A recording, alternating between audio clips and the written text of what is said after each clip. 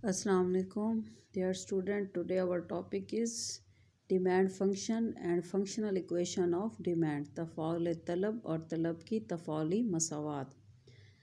अब तलब की तफ़ाउली मसावात, अब देखिए यहाँ आपने ऑलरेडी आप पढ़ चुके हो कि कानून तलब आपसे क्या कहता है कि किसी शय की तलब में कमी या बेशी का इन्हिसार किस पर होता है, कीमत पर होता है। इसीलिए हम कहते हैं तलब को कीमत का तफ़ाउल कहा जाता है।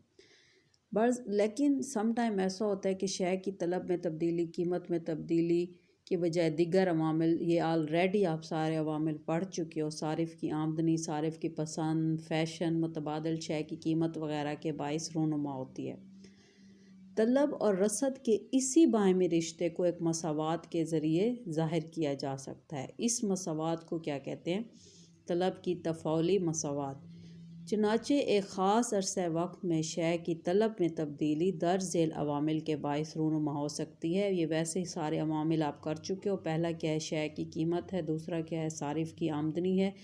तीसरा क्या है? सारिफ़ की पसंद या फ़ैशन, इसको एफ़ से शो किया गया है, इसको पी से, सारिफ़ की आमदनी को वाई से, मुतबादल शय की कीमत को एस से, और दिगर अवामिल कोई बाज़ अगर कोई और अवामिल शामिल हैं तो उन सब को जी से शो किया गया है। अगर इन सब को हम यूज़ करके इसकी मसावात बनाएं तो quantity demand is a function of price, सारिफ़ की ये वाई आमदनी हो गई, ये पसंद या फ़ैशन, ये मुतबादल शय की कीमत, और जी क्या हो गए? दिगर अवामिल। तो ये जो जितने भी अमूर हैं मज़कूरा बाला, ये जितने भी अमूर हैं उन ये जो शय की तलब में तब्दीली का बाइस बनते हैं, इसीलिए इन्हें क्या कहते हैं? तलब का तफ़ाउल कहते हैं। अगर हम रियलिटी में देखें तो ये सारे अवामिल सारिफ़ की तलब को बदलने की सलाहियत रखते हैं, लेकिन जो इकोनॉमिस्ट हैं, जो माहिरीन माशियात हैं, वो क्या कहते हैं? तलब को तब्दील करने में सबसे अहम किरदार किसका होता है? प्राइस का होता है, सिर्फ कीमत का होता है। यानी कीमत और तलब के ताल्लुक़ को मज़ीद मौसर करने की खातिर मईशत दान क्या करते हैं? कलील मुद्दत में फ़र्ज़ कर लेते हैं कि सारिफ़ की आमदनी, फ़ैशन, नेमुल बदल अशिया की कीमतें वगैरह तब्दील नहीं होती, बल्कि वो क्या रहती हैं? बदस्तूर रहती हैं। इसीलिए हम इसको सिंपल इनको वो क्या कहते हैं? इन सारी चीज़ों को वो कलील अरसे में क्या कर देते हैं? मुद्दत में ये फ़र्ज़ कर लेते हैं कि इनमें किसी किस्म की कोई तब्दीली नहीं आती। तो इसीलिए इसको हम वो जब इसमें हम कहते हैं कोई तब्दीली नहीं आती, इसको कांस्टेंट फ़र्ज़ करते हैं, तो हम इसकी इक्वेशन बनेगी quantity demand is a function of P, price. अगर इसको इस फॉर्म में देखें, Q D is equal to a plus b P. अब ये बी क्या है, पी क्या है, ए क्या है, ये देखें। यहाँ पे आप देखें कि मसावात में ए और बी क्या हैं? मुस्तकिल मिक़दारें हैं। हम जानते हैं कि कीमत और तलब पीछे आप लोग पढ़ चुके हो, इसीलिए उसने कहा हम जानते हैं। You already know law of demand state that there is a negative relationship between price and quantity demand. तो यही कहता है कि उसमें क्योंकि माकूस रिश्ता पाया जाता है, इसीलिए देखिए इसके दरमियान हमने कौन सा साइन लगाया हुआ है? माइनस बी पी, क्योंकि प्राइस और तलब में इन्वर्स रिलेशनशिप पाया जाता है। एक चीज़ के बढ़ने से दूसरी चीज़ क्या हो जाती है? कम हो जाती है। अब ये देखिए ए और बी हमारे पास क्या है? मुस्तकिल मिक़दारें। आप लोग पीछे पढ़ चुके हो मुस्तकिल मिक़दारें क्या होती हैं। अब ए और बी को हम ए को हम देते हैं लेट्स सपोज 60 और बी की वैल्यू हम रखते हैं 10। तो इसकी हमारी इक्वेशन क्या बनेगी? Q D is equal to 60 minus 10 P. ठीक है, वहीं दोबारा से बात बता रहा है कि कीमत पी पहले हमेशा उसका क्या है? मनफी, इसके साथ मनफी का साइन होता है, जो कि ख़त के मनफी झुकाव की निशानदही करता है। उसके बाद है आपकी तलब की मसावात का ग्राफ। अब लेट्स सपोज हमारे पास यही इक्वेशन है जो हमने की है ऊपर, Q D is equal to 60 minus 10 P. इसमें पी जो है वो क्योंकि आज़ाद मुतग़य्यर है, ठीक है। आज़ाद मुतग़य्यर कौन सा होता है? ताबे मुतग़य्यर कौन सा होता है? ये भी आप लोग पीछे चैप्टर 2 में सारी डेफिनेशन पढ़ चुके। अब पी जो है आज़ाद मुतग़य्यर है, इसीलिए हम पी को कुछ फ़र्ज़ी कीमतें देते हैं। Let's suppose 1 2 3 4 5।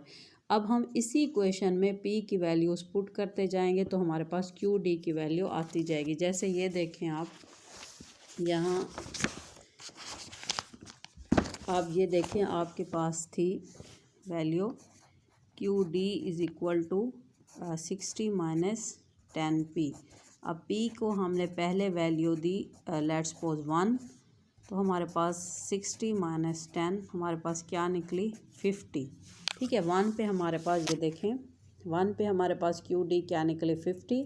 सेम इसी तरह से 2 पे, 3 पे, 4 पे और 5 पे हम निकाल लेंगे। जैसे ये देखें 2 पे देखें Q D is equal to 60 minus 10 P. अब पी की वैल्यू हम क्या पुट करेंगे 2, ठीक है 2 पुट करेंगे तो ये क्या आंसर आएगा 40, ठीक है। क्यू डी हमारे पास क्या आया 40, ठीक है। इसी तरह से हम फिर 3 की वैल्यू पुट करेंगे 34 की आएगी 25 पे इसकी वैल्यू निकलेगी 20। फिर हम उसी तरह से अपना ग्राफ बना लेंगे। तलब ये प्राइस यहाँ पर हमने वाई एक्सिस पे हमने प्राइस ली हुई है, एक्स एक्सिस पे हमने डिमांड ली हुई है। 1 पे हमारी देखिए क्या है डिमांड क्या है 50 है, 2 पे हमारी क्या है 40 है। ये ऑलरेडी आप लोग ये भी बना चुके हो, प्रैक्टिस कर चुके होगे।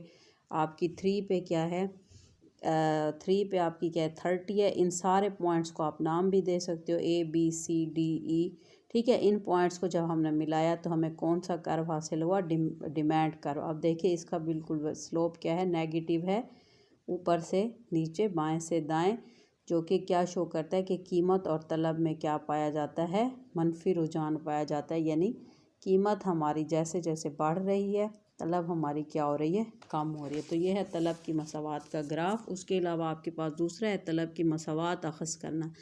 वही वाली सारी वैल्यूज़ ली हुई हैं। अब इसका फार्मूला क्या है Q minus Q1 is equal to Q2 minus Q1, P2 minus P1, P minus P1। अब वो कहते हैं कि फ़र्ज़ हम ये कर रहे थे गोश्तवारे में जो है पहली जो दो मिकदारें हैं P1 और P2 हैं, ये यानी P1 है, ये P2 है, ये Q1 है और ये Q2 है। अब उसी के मुताबिक हम फार्मूले में वैल्यूज़ जो है पुट करें। ये P1 is equal to 1, P2 is equal to 2, Q1 is equal to 50 और Q2 इज़ इक्वल टू 40। अब उसी फार्मूले में हमने सारी वैल्यूज़ को पुट कर लिया है। Q वैसे कवाए से आया, Q1 की जगह पे 50 पुट किया, Q2 की जगह पे 40, ये 50, ये 2 माइनस 1। P2 की वैल्यू क्या थी 2 थी और P1 की क्या थी 1 थी। इसको जब हमने सॉल्व किया तो ये माइनस का 10 और 1 P। यहाँ देखिए Q minus 50 is equal to नीचे 1 है तो ये माइनस 10 P, माइनस माइनस क्या होता है प्लस। ये देखें ये आ गया हमारे पास प्लस, ये जो 50 है ये हमारा उस तरफ चला जाएगा। ये देखें आप Q is equal to minus 10 P plus 10, ये इस तरफ जाएगा 50 तो ये किस चीज़ का हो जाएगा प्लस का हो जाएगा। तो ये माइनस 10 P प्लस 60, ठीक है, माइनस 10 P प्लस 60 Q। हम इसको इस तरह से भी लिख सकते हैं, इस तरह से हम लिखेंगे अपनी इक्वेशन के मुताबिक।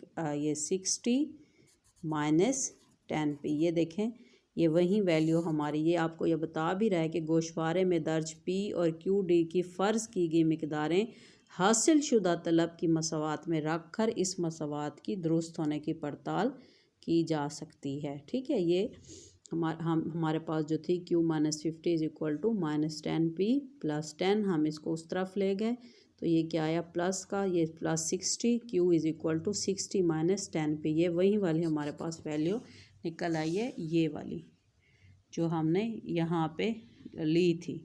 तो ये आपका बेटा सारा ये चैप्टर जो है वो ख़त्म हो गया। मैंने आपको जैसे क्लास में भी बताती थी कि जैसे ही चैप्टर आपका एंड हो उसके मश्की सवालात हैं, MCQs होते हैं, ये कॉलम हैं, फिल इन द ब्लैंक्स हैं, ये मुख्तसर जवाबात हैं, ये और ये लॉन्ग क्वेश्चंस होते हैं, ये आप लोगों ने लाजमी करने। और उसके अलावा मैं आपको डिस्क्रिप्शन बॉक्स में गूगल फॉर्म डालती हूँ आपका अटेंडेंस, आप प्लीज़ उस पर भी अटेंडेंस जो है वो लाजमी लगाया करें। थैंक यू, अल्लाह हाफिज़।